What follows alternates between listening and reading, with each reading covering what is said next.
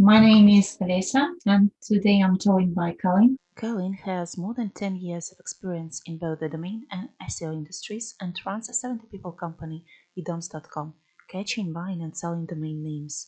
It's mostly known in the SEO industry for Seo.Domains, the Edoms brand that sells domains with history and links. In total, Edoms owns 60,000 domains, about half of which are SEO ones.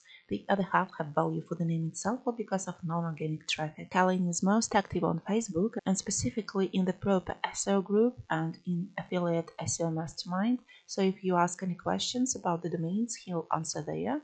You can also add him on Facebook and ask personally. Some of the questions are also answered at Seo.Domains blog. Thanks for joining me today. I'm happy to see you. It's been a long for having time. me. It's been a long time, and I know your service has changed a lot. You've grown a lot, and you've got .com domains now as well. Can you tell me about your recent news and what you're up to and what has changed? Well, we're just scaling up. We started very small. We didn't really know what we were doing. And yeah, it's a lot of scale, hiring new people. We are now 70 people in our mother company, Edoms. And most of them are working with Seo.Domains. So it's just a lot of job catching, domain evaluating, and choosing the best domain. So then our customers, mostly affiliates, can use them to rank either other websites or use them for the money sites themselves. The very first question I wanted to ask you was about negative SEO. Can those domains in your list be used for negative SEO? I have mixed feelings about negative SEO. I have only tried it once as a test, and the effect was positive for the website. It went up, not down, even though we did a lot of exact match anchor links. So it very much depends on the power of the website you're using it and some other factors. In our case, when we try to terminate a web page, it turns out that it had an exact copy in the website, so it was like an internal duplicate. So that page got terminated, but then Google made an administrative canonical to the other copy, and the copy went up. So the penalty of the one we terminated didn't get to the copy, just the links. It got up a lot. So it's yeah, interesting case. So I think that negative SEO is very hard to do because of the big randomness that's in the Google algorithm. So some things just work as intended, something don't work as intended. The best way to do SEO is to just have a lot of options, have a lot of websites trying to rank them all. If you're trying to de-rank them with negative SEO, you'll find out that some will go up, some will go down, I think. Of course, most bad links Google just ignores, but in some cases, for no apparent reason, I think they will just hold as good ones, especially with more powerful websites. So I'd be very careful with negative SEO, no matter how bad the links look. They may add diversity or something weird might happen. But of course, it can be tested, presumably not against your best friends.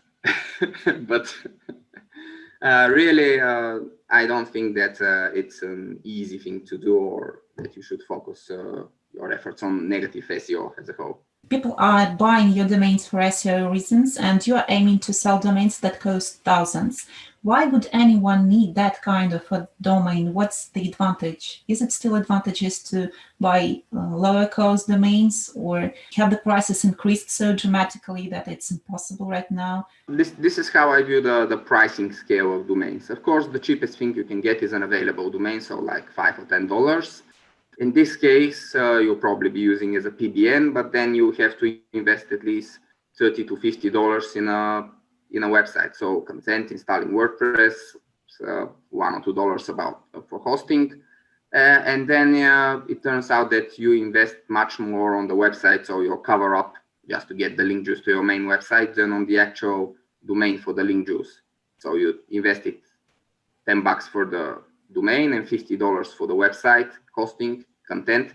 So then it's like ratio 5:1 for your cover up compared to the real value. So I think that the cheapest investment that there should be for an expired domain it's usually about $30 to $50. Of course, if you find by chance a free available to register a domain for $10, it's great, but just the market makes sure that there are not so many good domains available for $10. So this is why we don't have a service that searches for available domains. We did have one in the past. Actually, this was our start, such a service. But then we killed it, and now we just sell domains that we already own. So better domains that we sell for starting from $30. And for $100, $200 even dollars, it's a good choice for a PBN. If you buy a domain for $150, then your website costs $50. That's your cover up. You invested $150 in the domain, so you have a good ratio for actual domain with link juice that you invested in and your cover up, so your PBN. But then when you get more expensive, it's debatable if it's worth paying $500 for a domain to be used for PBN. But some companies do, mostly industries that have a lot of money, like gambling or big CBD websites, which is now, there's not so much competition, so you can rank because it's new and it's obviously very profitable. So yeah, big rich companies would often buy domains for $1,000, $2,000 to make a PBN. If the domain is relevant, they usually very, very much like relevancy, and it's very hard to find a gambling or CBD domain that's expired and it's clean, doesn't have any spam. So a legit gambling website very rarely gets abandoned. But even the big companies, they just at maybe $1,000, $2,000, it becomes too expensive for them to buy for PBN, and any more expensive domain that we sell, our most expensive domain that we have sold is, I think, $30,000 for SEO purposes, $30,000. It's to be used for 301 redirect or directly for the money site. Many people are saying that they are feeling that the prices have increased and it's very hard now to find any good domain for a decent price.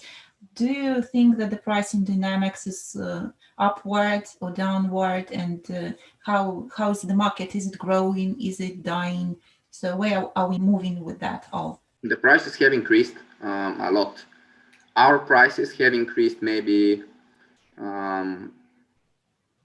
double in the last 2 years, our own prices, but only in the new domains. We rarely increase prices of our old domains. So a lot of our buyers, they look at the new domains, but we have so many domains that I don't think anyone has got through them all, because they are now almost 20,000. So in our old domains, there are some domains that are really decently priced and haven't lost many of their links. Others have lost some of their links, so the price is okay for the market, but there are some old ones that are actually quite good in our list. The new ones we priced a bit higher, but this is the market dynamics.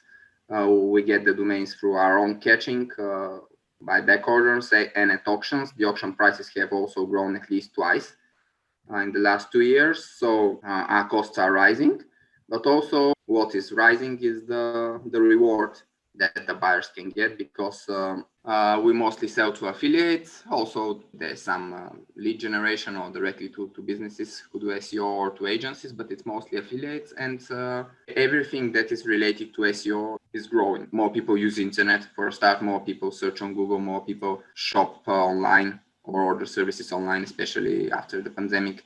And there are more and better affiliate programs, so a bigger choice, so you can get bigger commissions. And if one affiliate program decides to slash their commissions like Amazon, then you have more and more alternatives. And generally, it's I think there's never been a better time to be an affiliate SEO.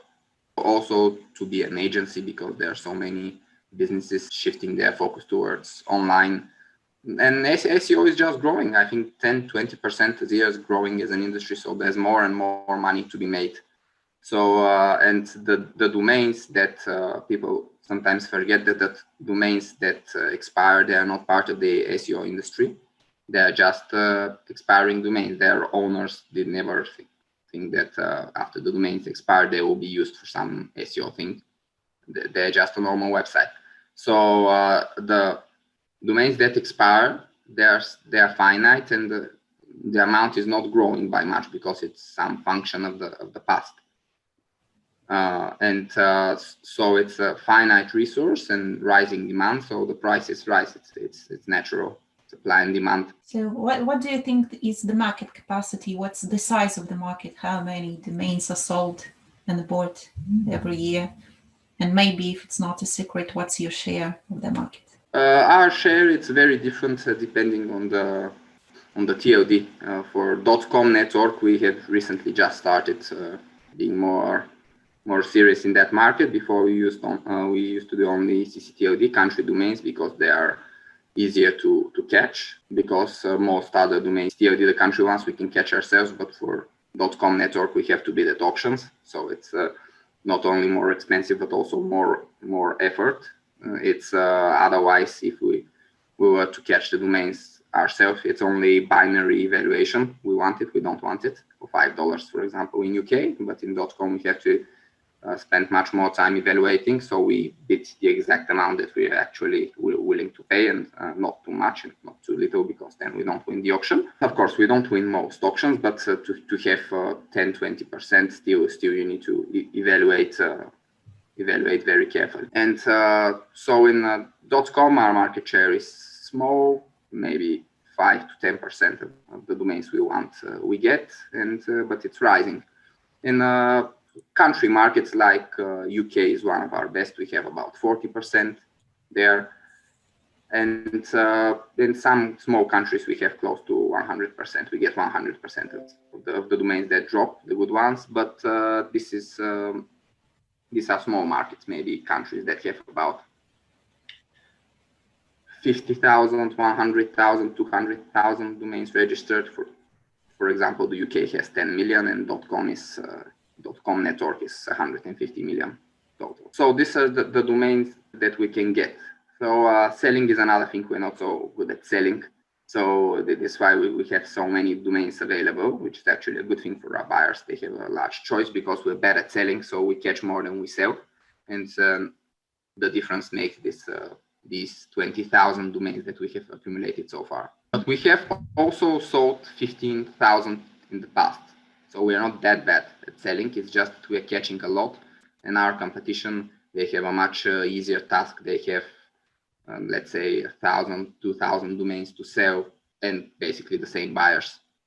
They have an easier job selling, because they can choose domains that their buyers want. They can be selective. While we cannot afford to be selective. In the end of the month, I have to pay 70 salaries to people, some of them developers. So everything is pretty expensive on the cost on our side. So we cannot afford to be selective. We just have to take everything and build a huge volume.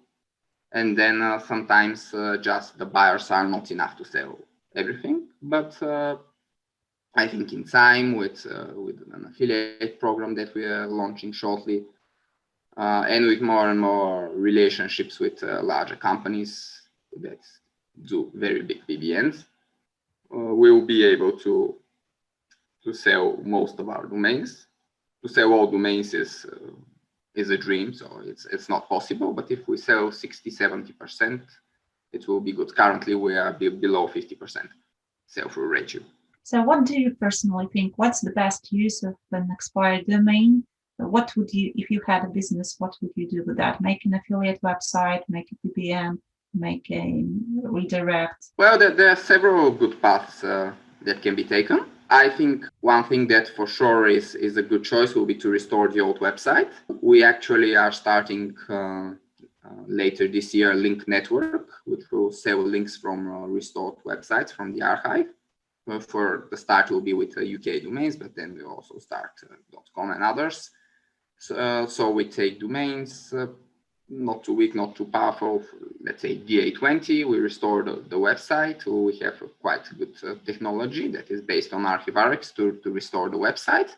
Then we clean them for potentially dangerous data like bank accounts and stuff that you don't want to get into legal trouble about. And then you have a very, very natural website for Google. It doesn't look like a PBN at all. It's really looks like an old website, ugly, narrow design from 10 years ago, not responsive and all of that, but it doesn't look like PBN at all. So even a Google editor that comes to check the website will have a very hard time figuring out that this is a restored domain, is selling links, because the links will be sold as banners, and it will all be very natural looking.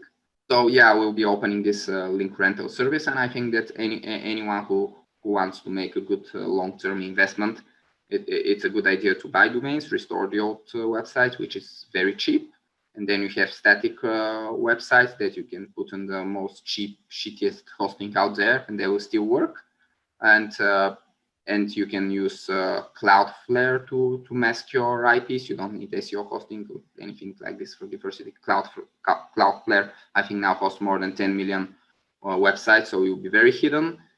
And you can just make money selling links and also link your own projects in a relevant way. If you have a big old website with hundreds of articles of content, then you find relevant ways to link many of your projects.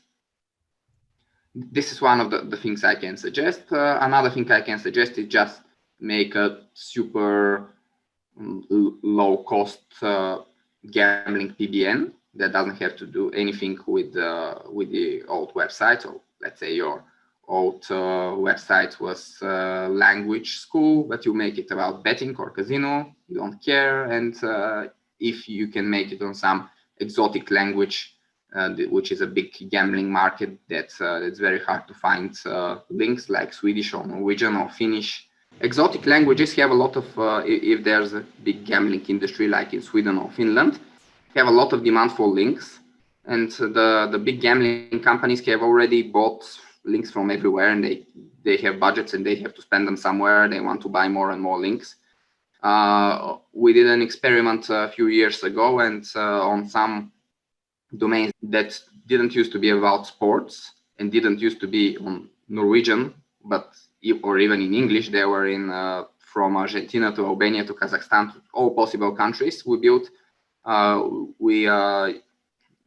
took advantage of the fact that one of our colleagues used to live in Norway and has basic understanding of Norwegian.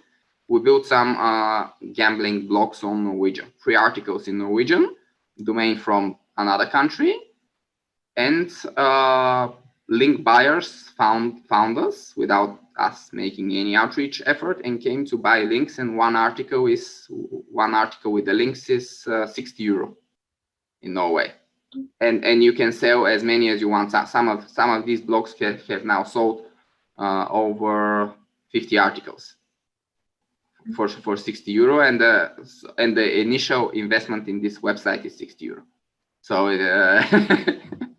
it's a very good way to make money with very low effort, because the buyers are so eager to find anything new in this language. It's super hard. Norway is not a big country. There are not so many sports betting blogs to buy links from. So if you add to this, then for sure there will be link buyers. And of course you can link your own betting affiliate website or whatever. So it's best of both. You both sell links and you do affiliate. I think this is a very good use for an expired domain. Also the restore thing, and well, it depends on your niche, your strategy. If you're in more spammy niches, let's say payday loans, adults, then you can do all kinds of great stuff. You can do redirect, you can do a lot of links, powerful homepage links. And yep, basically there are proven paths to earn money, mostly by link selling, because link selling is one of the best possible things to earn money. You made a website, you don't really need much traffic. Not all link buyers want traffic, especially if you're in high demand niche. So you just rent links or sell guest posts, you get all the money up front, no obligations whatsoever, said that your site is indexed in Google. So this is a very good road for just making money. And if you want to rank stuff, then just rank stuff. I'm not really such a high profile SEO as many people think. So I don't like ranking stuff. There are much easier ways to make money, like selling domains or links. But of course, ranking stuff is more fun, more challenging. Is it possible to find that kind of cheap domains by not engaging with your service? Maybe like some cheap ways and not from the service. Still to find Well, domains of on course, network. there's expireddomains.net, and which is a very good website, completely free. There are also some, I believe, quite cheap tools on the market, like Spamzilla, that can be used to just search among the available domains. And for sure, you can find domains. The problem you hit is that the .com, .net, .org zones are public, so they are every domain that has ever been registered is now in thousands of databases, and people go through this all day long. They create big websites like BBC and whitehouse.gov and all of these, and also there's no need to scrape them. If you just have paid hrefs, then you can see all outgoing links from say BBC, so you don't need to actually crawl the website. You can just download and then check the domains for availability. But then the thing that happens is, okay, you have a huge list of domains that don't resolve, so you must just check them for availability. And for .com, that this is easy, but so many people have done it already that there won't be much left. So the only thing you'll find is banned domains used for PBNs or other gray or black hat stuff. And so the natural filter is very much against you, because you'll be competing against thousands of people doing the same thing, and everything good is already taken, and just bad stuff is left behind, but the kind of bad stuff that you won't easily see that it's bad, probably. But so CCTLDs are much better. So in country extensions, you can find domains that are still available, that are decent, say similar to the ones we sell for $50. But you have to really invest a lot of time and effort. First, checking domains for availability is not so easy. There are many countries like say France, Spain, Portugal, and others that have domains that have no whois, but they are not available actually. For example, anything in France that has the name of a city, or just stupid policy things that makes the domains blocked, unlike .com. So when you do whois, you just end up with a bunch of domains that seem available but cannot be registered. So you have to do registrar APIs, but then some of these sometimes return false positives. So you have to check those too to see if they're actually available in the other registrar. So this will be a huge operation that will bring some results, but the question is it really worth the time? And again, this is, although it's not com network, so not thousands of people have done it, but maybe hundreds. So the question is, will it be worth the time? For sure, there will be some result, but if you have a lot of spare time, it's okay, because then you'll also improve your understanding of how the domain industry works, some technical things about whois and APIs and registrars. But if you're busy and your time is worth a lot of money, that's surely not the road that I could recommend. What would you recommend? Maybe you've got some tips on how to choose a domain. You've mentioned that there are some things that are not easily found and that are bad. So maybe you can share some tips people usually don't look at, and maybe some metrics people should look at when they're choosing something. So how do I choose a domain? Well, there are two main challenges: the filtering challenge and the choosing challenge. So the filtering challenge is you start with a large pool of domains. Let's say you're looking at all available domains in the world that were registered before. It's something like 200 million. And in this 200 million, I don't count, let's say, domains registered 2004 with 0 backlinks. So it's just 200 million is just domains either registered sooner or having at least a single backlink. Otherwise, it will be like 500 million.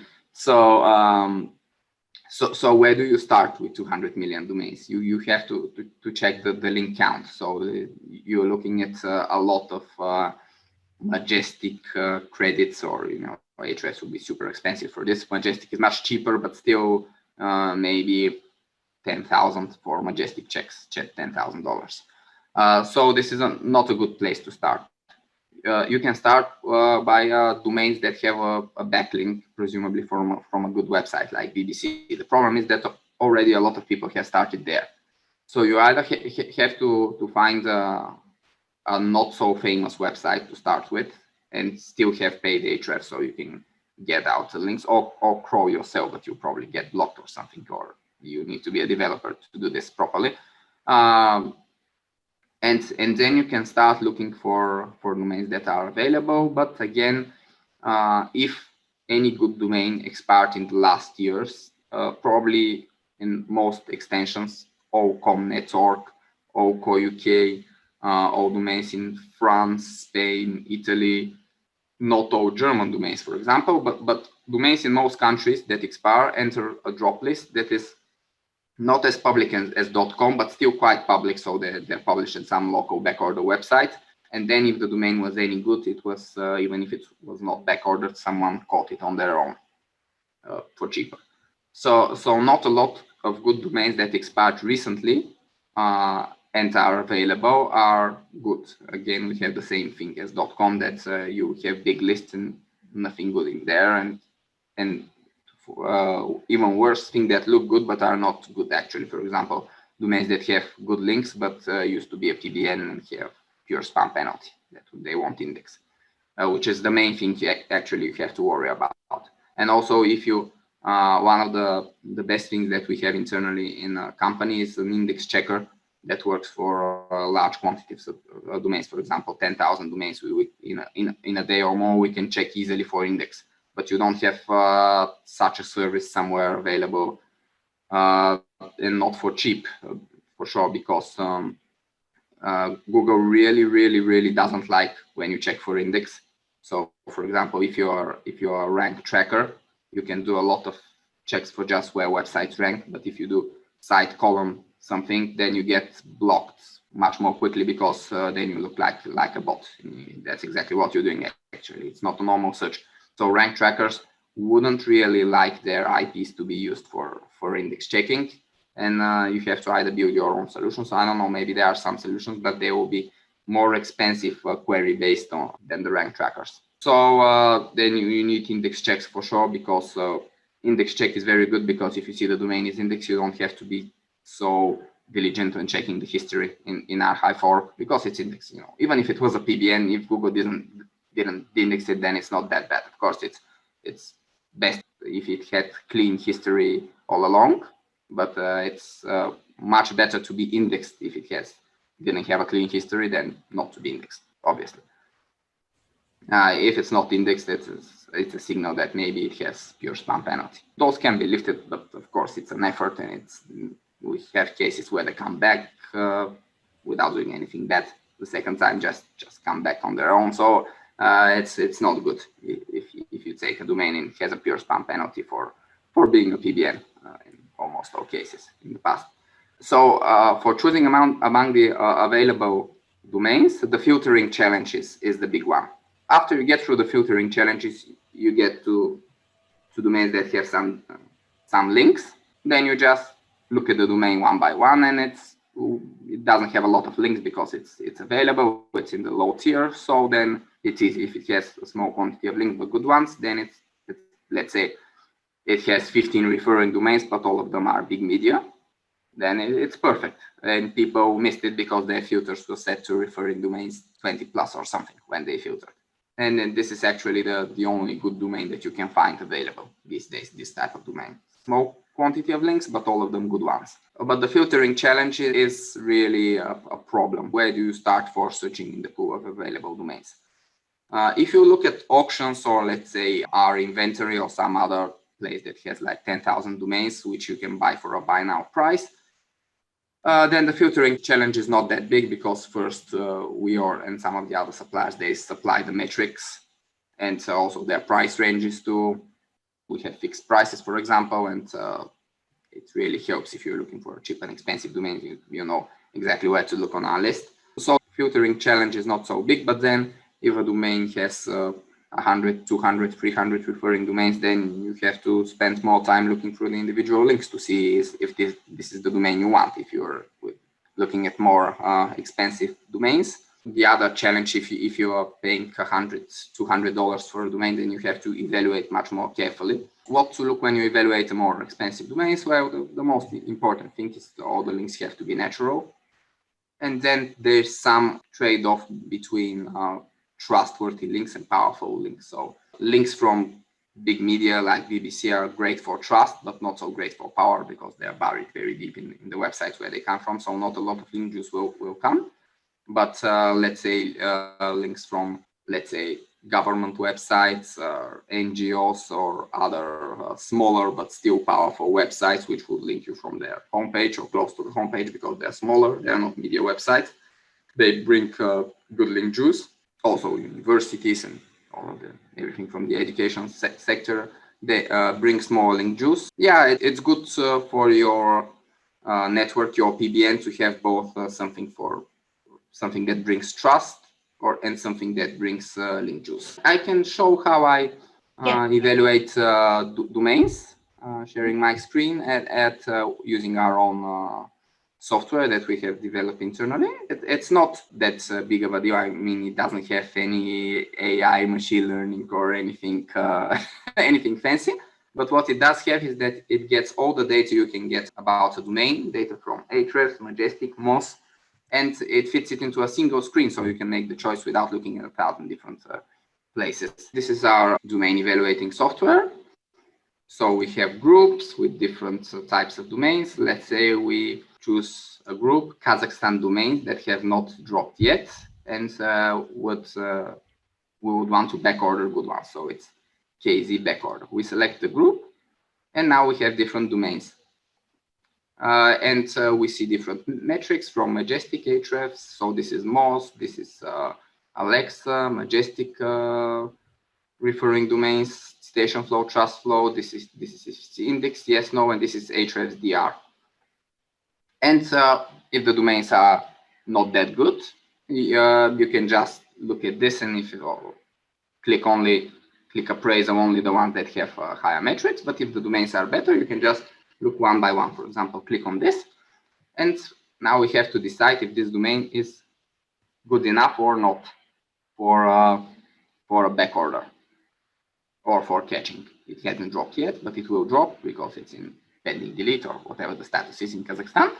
And we want to know if this domain is good. So what we see now is the name is futsal, so it's something about sports. It has 43 referring domains. DR6, it's more or less decent. It has DA25, but it's not indexed. So a main problem here would be that it may be penalized because it's not indexed. So we have to look at the archive. So we click on this, and we see the archive pages, the last statuses, and then they're all clickable. So I can just click and check the last archives, the last things in the archive, and see what was going on with this website. And then I can decide if it's good enough, and then it goes to a list that I can look at later, or I can trash it. For example, let's say I decide it's good enough, so I click, and then I get to the next one. So this one is 2 week. It has only DR3, DA18. Registration in Kazakhstan is costs $8, so it's not worth it. Trash. 2 week, DR0, DR0, DA13, DA11. This one is a bit better, but still 2 week for $8. Trash. Oh, now this one has traffic, so maybe we can see if it's this comes from a similar web. So this one has traffic, but it's mostly coming from search. So for us as a domainer, this is a bad thing because the search traffic will die, so we won't be able to earn something. But for the SEO, it would be nice to know that the domain has search traffic still. So if this domain is going to be used for anything related to SEO, if we decide that it's good enough, then it's good to have traffic. So okay, we decide this one is good enough. This one is bad. This one has a lot of metrics in Ahrefs, but not a lot of Majestic and most. Usually this happens when you have a already reg that disappeared. So it's still counted by Ahrefs, but not by most or Majestic. In any case, we trash it. We trash it. DR2 is not enough, and there are some spam anchors. These are the anchors from Majestic. And this one is really good. Okay, you can see that it has a lot of traffic, both search and other types. It has a lot from everything, and it was a university. Okay, so this one is good enough, definitely. Okay, not good enough, not good enough. Spam, weak. Okay. So, okay, this one was some church, not bad, but then it has Hospital for Depression Dallas spam, so we trash it. Some other spam, weak, weak, weak. Okay, so this one is something, looks okay, actually. And so the last pages in the archive are from 2014. I'm pretty positive before 2014, no one did PBNs in Kazakhstan, so we are going to trust that it's good without looking at the archive. So, okay, good enough. Not sure what this is about, but DA28 indexed, looks decent, good enough. Bad.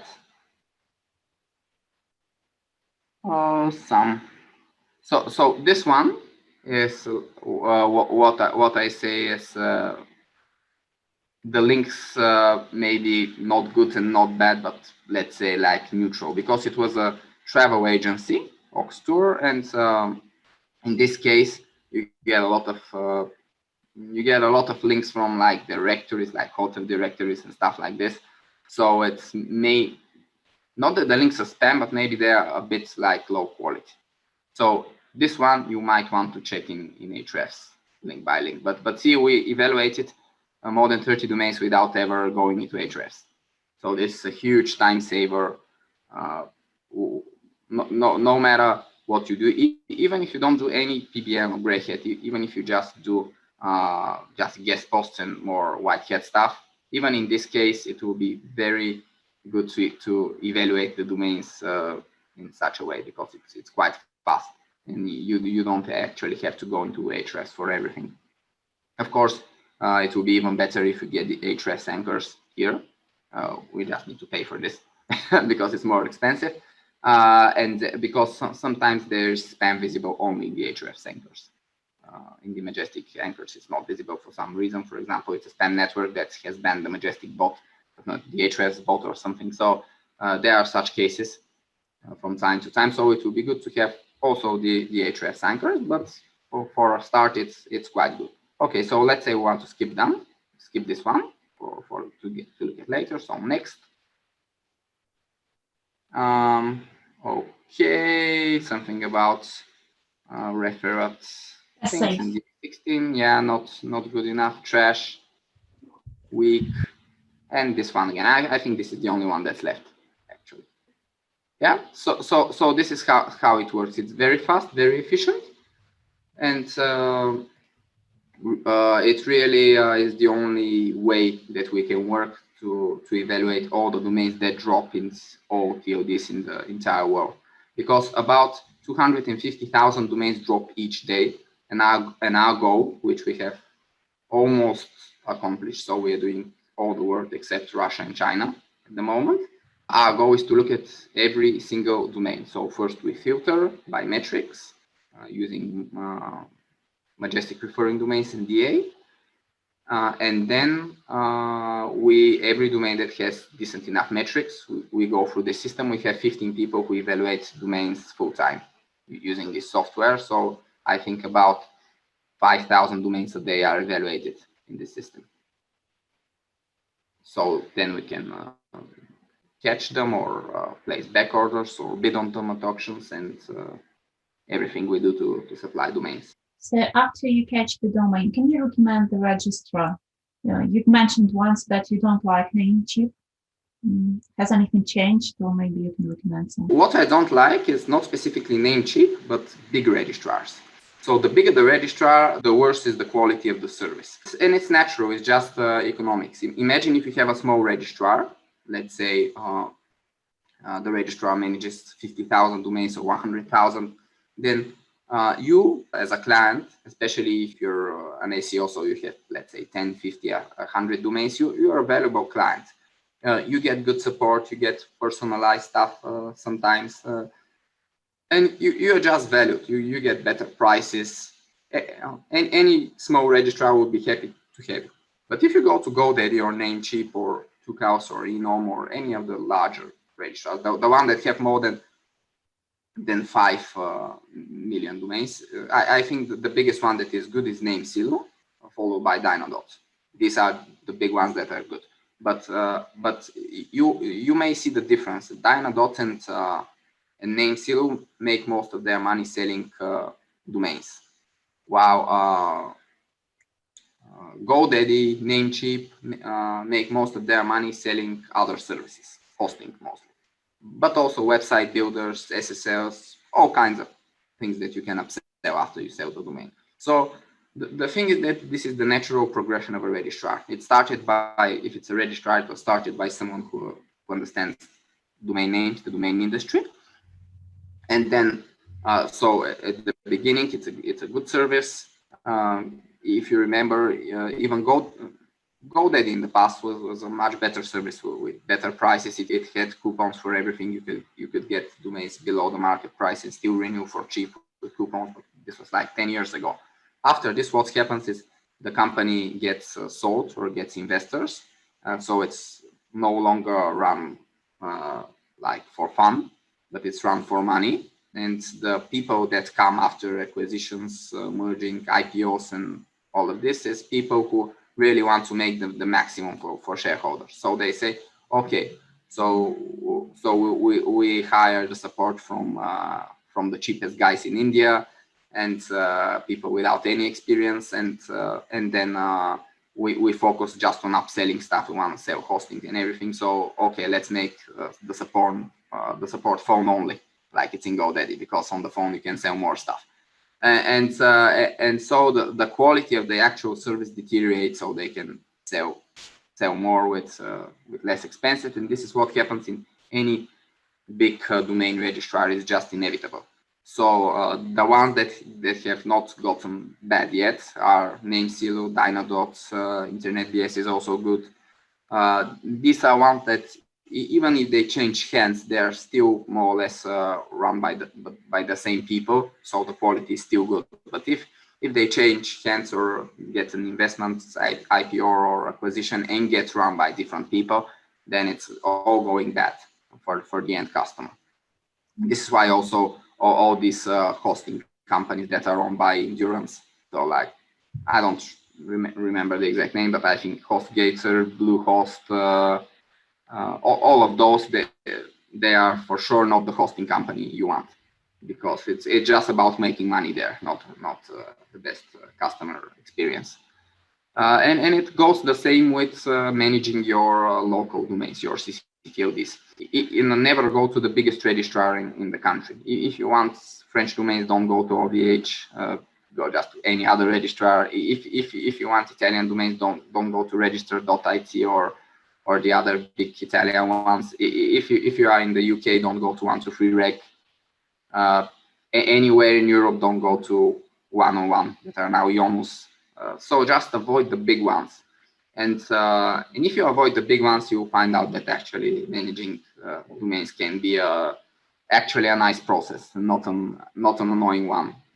Because of course there will always be problems, especially CCTLD is a bit harder to manage, not so standardized and working in a predictable way like .com. There will always be surprises, but if you have the right registrars, then even if the registry surprises you in a nasty way, let's say in Spain, Italy, and a few other countries, when you try to set your name servers, you have to have a valid DNS zone, which means that for non-technical people, you have to have added already your domain as an add-on domain in cPanel or whatever you use. So a valid DNS zone is created because the registry checks the name servers, and if they don't respond with the right answer saying that this domain is actually here, then you can change your name servers at all. So the change just fails. So there are such surprises with ccTLDs, but these things comes from the registry. So the whole extensions works this way. If you're in the right registrar, they will explain to you, okay, it's failing because of this and this. For example, Netim, one of the best registrars for country domains, has a zone check tool where you can check if your zone is valid before you change your name servers. So to see if the change will actually go through. If the registrar is good, things are much, much better. So the registrar is actually a very key choice if you manage PBN and anything with a large number of domains, any operation. If you choose the right registrar, then things are good. If not, then it can be very annoying and time-consuming to fix your problems. And the problem with the registrars is that, for example, Netim, one of our favorite registrars, has a ridiculously old and ugly website. So if you're choosing by the professional-looking websites, you will never choose them. So really, it's, I think, about asking for recommendations, and very important thing is not to stick to the registrar that your company uses. If you're in-house SEO, it's very important that very often the registrar that's used by very big companies, there are 3 options, and all 3 of them are bad. So you can use brand protection registrar, very bad technically because they are almost always founded by lawyers, not by technical people. So not a great experience usually. You can use the first registrar they start using when the company was founded, let's say 20 years ago. So so then you're using a very old registrar. Old registrars are usually not the best registrars in our experience. So the more recently it was founded, in most cases, not all, the better the service, because it was founded on better technical foundation. Old registrar, it's very hard to migrate to another system when you're a registrar. So the older you are, the more old and outdated technical backend you use. And the third option that's also bad is that the registrar is just someone who has a personal connection with the founder. Let's say it's a friend or something. But even this friendship won't save the company from having a very bad technical experience if the technical foundation on the registrar is bad. I know a lot of our clients, they are big gambling companies in Malta or other places, but mostly in Malta. Then all work with the most ridiculous registrars who would never recommend, like EuroDNS or Instro, some really bad registrars that you should never use in your right mind if you want a good flawless experience.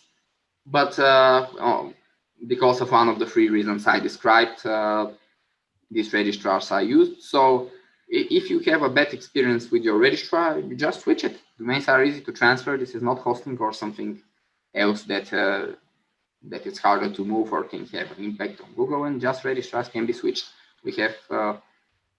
We are now using about 300 registrars. Some of these are our own accreditations, maybe about 100. But we use 200 registrars, and we have at least 50 that we have already ditched because of bad service or finding a better one. But in many countries, you just have to use the local ones. If you want a good experience in Kazakhstan, if you want to be a registrar in Kazakhstan, you have to be a Kazakhstan company. So except maybe some brand protection that is super motivated to have all domains of companies like Google and so on under their direct control. Unless you are one of those, you would not go through the effort to registering a Kazakhstan company to get a registrar. So we would be actually using a Kazakhstan company and reselling their services. And the number one rule for choosing where to buy domains is always buy directly from a registrar. If you buy from someone that resells from a registrar, so takes the domain from the registrar and then sells it to you, a reseller as it's called in the domain world, then you're getting two problems, and they are both big. So problem number one is you don't know if they chose a good registrar at all. So you buy the domain, but you don't know where it's going to actually be registered. And so it just goes into some random place. So you don't really know if the registrar they work for is good. Often if you go to a country and decide where to get the domains from in your registrar, the first factor is price, not quality of service. So you're gonna resell a lot of domains, you want them cheap. So you don't know actually if the registrar will be a good one, if they're gonna solve problems. And the other big problem is that anytime any problem arises, you don't have a direct connection to the registrar. So imagine a problem arises in the registry, the mothership, then you have to write to your reseller. The reseller will have to write to the registrar to report on the problem. Then the registrar would often need to ask the registry what is this problem, let's say a dispute or an abuse complaint. And then also, just a side note, abuse complaints are quite common if you restore the archive content by old owners. So in this case, you want to really know about those. Then the registrar reaches to the registry to ask what's going on. Then the registry answers, but maybe doesn't answer or something, or doesn't answer fast, and no one is there to really follow up or something, just things stay bad. And let's say the registry answers to the registrar, and then the registrar has to write to your reseller again, and then the reseller writes to you. And let's say the problem is not solved in one go, then you have to repeat all of those again.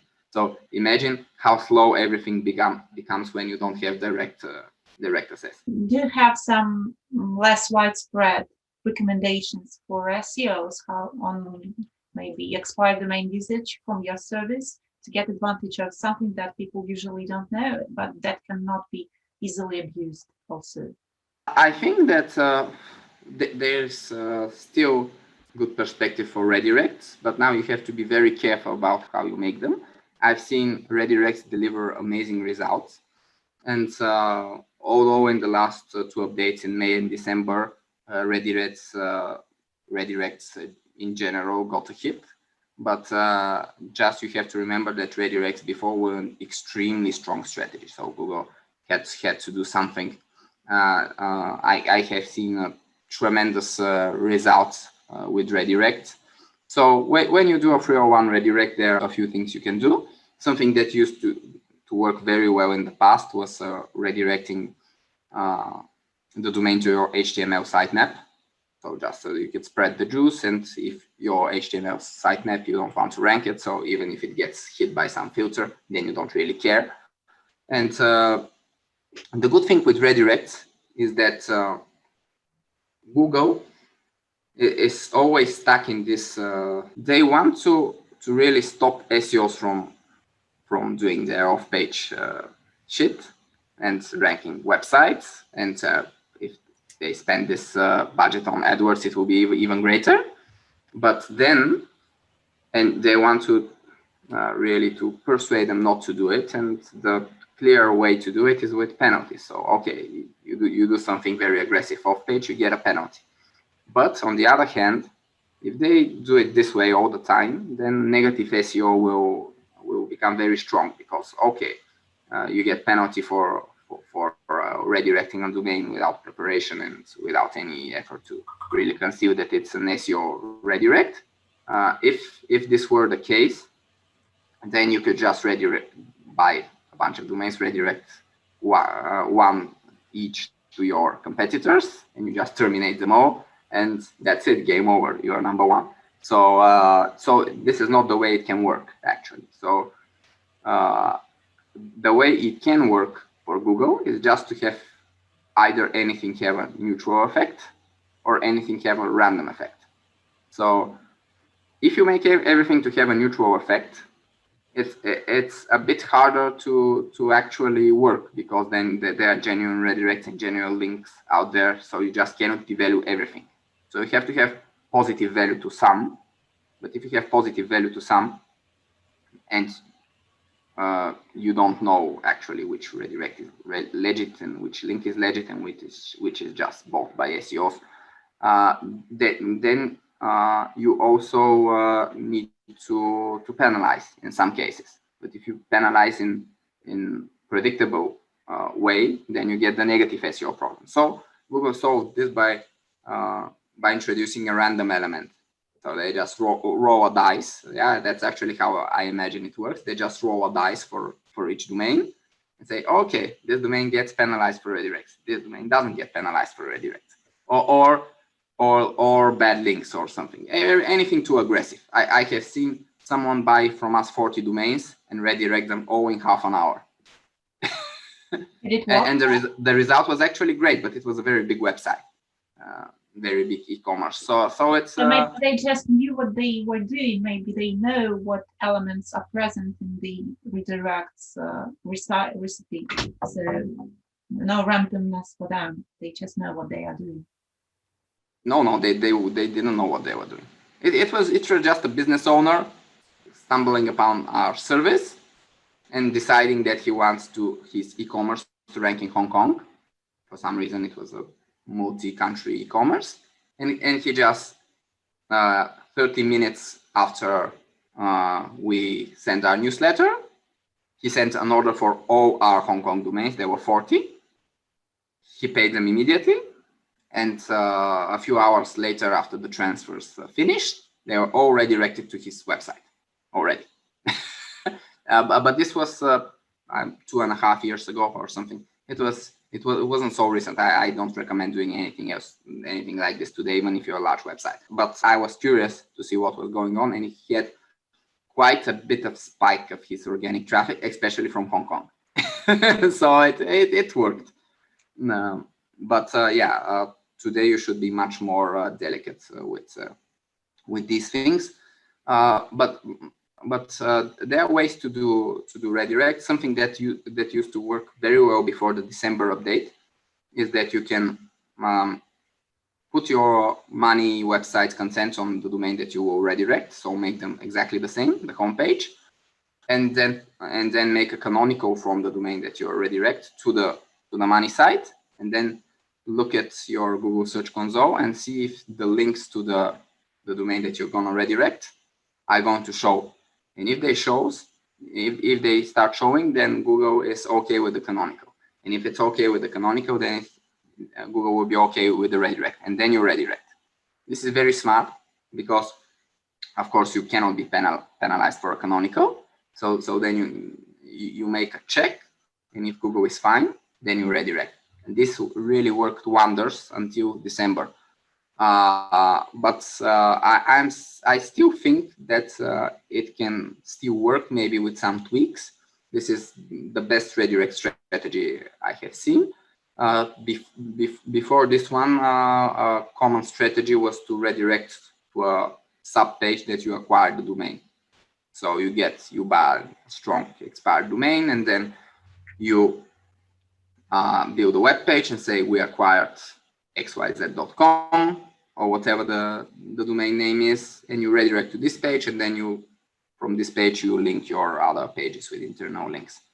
And I have heard that this works, but the only case that I have actually seen done with a very strong domain, DR79 domain, extremely strong, and it didn't work. So the takeaways from this are: first, the domain can be immensely strong and the redirect can still not work. So it doesn't matter how strong the domain that you redirect is. If it doesn't get footholds, and just doesn't. And the second thing is that there are some things that can that even if you use a sensible strategy about the redirect, that can break it. For this case, I think the problem was either there was no topical match at all, so it was a very powerful domain but not relevant at all, or the problem was that most of the links of the redirected domain were not pointing to the homepage. In this case, it's not good, because if you redirect all the links to the homepage of the new or the old website or whatever, it's not good for Google. Obviously, a very bad signal, not natural at all to do this. Or otherwise, you just waste the power of the links that don't point to the homepage. So for redirect, obviously, the best domains are the ones that have most domains pointing to, most links pointing to the homepage. In our industry, like in gambling industry, people like to go around and brag about the redirecting church website to casino. Yeah. Is there any strategy that it really works, or is it just bragging? Well, it will be interesting to see if they still rank well after December, if they redirected churches to a casino. Generally, because casino is very spammy, so it's similar to payday loans, adult, and other niches where everyone does it very gray hat. So Google just has given up, so to speak, on trying to enforce their white hat guidelines on niches where, as an affiliate, you can make millions a month. So obviously, when it's that competitive, no one listens to Google about how things should be done. So yeah, it will be interesting after December if they still rank. But yeah, casino has maybe things a bit loose on the control by Google about what works and what not. I'm sure that still there's a lot of randomness, and the key to do it is to have many websites and do many different things, and some will work for sure. Like you won't get zero out of it. But if you have one website and you're unlucky, you can get zero, because it's the roll of the dice at some level with Google. If you do it gray hat, of course. If you do it white hat, still a roll of the dice, but not so much. But if you do it, the more black hat you do it, the more random it is. And still, there are some people who are using GSA and other very outdated black hat stuff and getting results. How? It's just because they're doing it on a lot of websites, and some get the dice right. Okay, is there anything I should have asked you but I didn't? Oh well, maybe what we plan for the future with Seo.Domains. Yes, I thought I asked you in the start. Okay. It was more about the current state of affairs. Okay. What do you plan? Yeah, so in the future, we are, as I said, we are starting a link rental network from expired domains with the Wayback Restore. We'll have an affiliate, a better website, and we recently made a study of our clients and try to figure out how to improve our service. And the things we'll try to make our service more instant. So you pay and get the domain immediately, and because sometimes transfers are slow, especially with some more complicated CCTOD. So now we hired more support people, and we'll try to really improve on the delivery time. Right now it's about within 24 hours, but we'll try to cut down to a few hours or even minutes if the TODs are easier. Have a better support, have live chat, have a website where you can subscribe to, let's say you're in the health niche and don't do anything else, and you want only health domains, then you can subscribe and get to your email just our new health domains, for example. This will be an improvement, because a big problem with us is that the list is too big. So if you have 20,000 domains, it's hard to sort and filter for anything you need. At Seo.Domains, we have a system where you can filter, but still, it would be much easier if you could just tell what kind of domains you need and just get the new ones from this, according to this filter, delivered directly to your email. And yeah, so a lot of improvements coming. Also, affiliate program, we are looking for resellers. We have already paid more than $60,000 to resellers without having an affiliate program. So I guess it's not that bad for our resellers.